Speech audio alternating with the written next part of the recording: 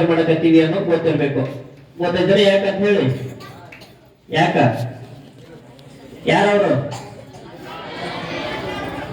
ಸ್ವಾತಂತ್ರ್ಯ ಬಂದ ನಂತರ ಭಾರತ ದೇಶಕ್ಕೆ ಪ್ರಧಾನ ಮಂತ್ರಿಯಾಗಿ ಆಯ್ಕೆಯಾದಂತಹ ವ್ಯಕ್ತಿಯವರು, ನಮ್ಮ ದೇಶ ಕಂಡಂತ ಪ್ರಥಮ ಸ್ವತಂತ್ರ ಭಾರತದ ಪ್ರಥಮ ಪ್ರಧಾನ ಮಂತ್ರಿಯವರು.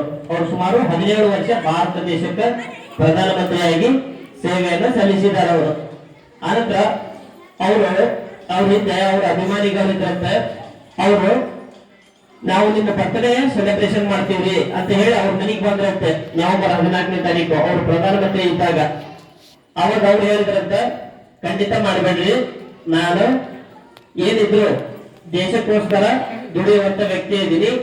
ನೀವು ನನ್ನ ಮೇಲೆ ಅಭಿಮಾನ ಇತ್ತು ಅಂತಂದ್ರೆ ನನ್ನ ಬರ್ತಡೇನ ಮಕ್ಕಳ ದಿನಾಚರಣೆ ಅಂತ ಆಚರಣೆ ಮಾಡಿ. ನನಗೆ ಮಕ್ಕಳಂದ್ರೆ ಬಹಳ ಇಷ್ಟ.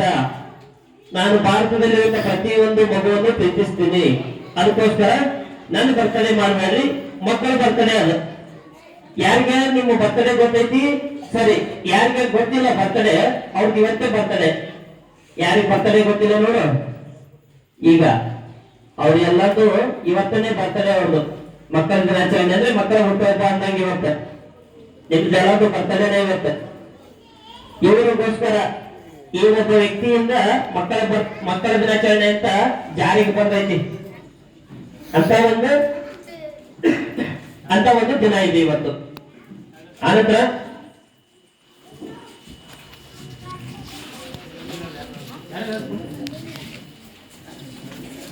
ಒಂದು ಇವ್ರ ಬಗ್ಗೆ ಏನಿದೆ, ಏನ್ ಮಾಡಿದ್ದಾರೆ ಅನ್ನೋದನ್ನ ತಿಳ್ಕೊಳ್ಬೇಕು. ಆನಂತರ ಇವರು ಭಾರತ ದೇಶದ ಸ್ವಾತಂತ್ರ್ಯಕ್ಕೋಸ್ಕರ ಸುಮಾರು ವರ್ಷ ಗಾಂಧೀಜಿ ಅವ್ರ ಜೊತೆ, ಸುಭಾಷ್ ಚಂದ್ರ ಬೋಸ್ ಅವರ ಜೊತೆ, ವಲ್ಲಭಾಯ್ ಪಟೇಲ್ ಅವ್ರ ಜೊತೆ, ಹೀಗೆ ಮಹಾನ್ ವ್ಯಕ್ತಿಗಳ ಜೊತೆ ಭಾರತ ದೇಶಕ್ಕೆ ಯಾರ್ಯಾರು ಸ್ವಾತಂತ್ರ್ಯ ಕೊಡ್ಸಾರಲ್ಲ ಅವ್ರ ಜೊತೆ ಇವರು ಕೂಡ ಒಬ್ಬ ಮಹಾನ್ ವ್ಯಕ್ತಿ. ಸ್ವಾತಂತ್ರ್ಯಕ್ಕೋಸ್ಕರ ಹೋರಾಟ ಮಾಡಿದಂತವ್ರು.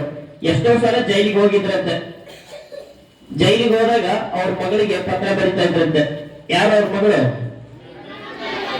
ಭಾರತದ ಏಕೈಕ ಮಹಿಳಾ ಪ್ರಧಾನಮಂತ್ರಿ ಅವರು ಕೂಡ.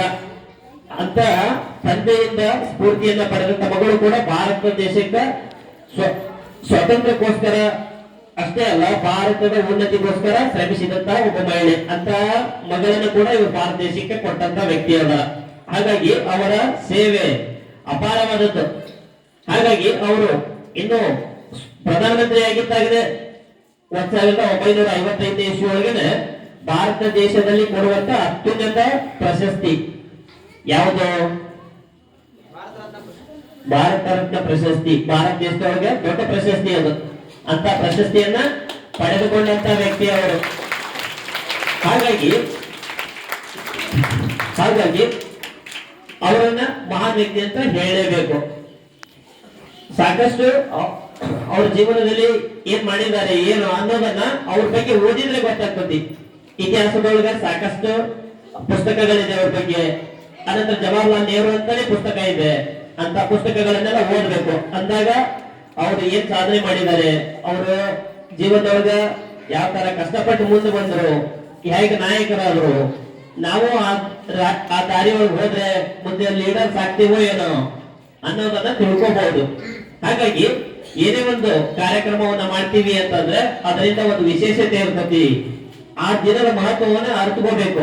ಅಂದಾಗ ಆ ದಿನ ಆಚರಣೆ ಮಾಡಿದ್ದಕ್ಕೂ ಸಾರ್ಥಕ ಆಗ್ತತಿ. ಸುಮ್ಮನೆ ಸೆಲೆಬ್ರೇಷನ್ ಮಾಡಿ ಕೇಕ್ ತಿಂದು ಚಪ್ಪಾಳೆ ತಟ್ಟಿ ಹೋಗ್ಬಿಟ್ರೆ ಮುಗಿಲಿಲ್ಲ.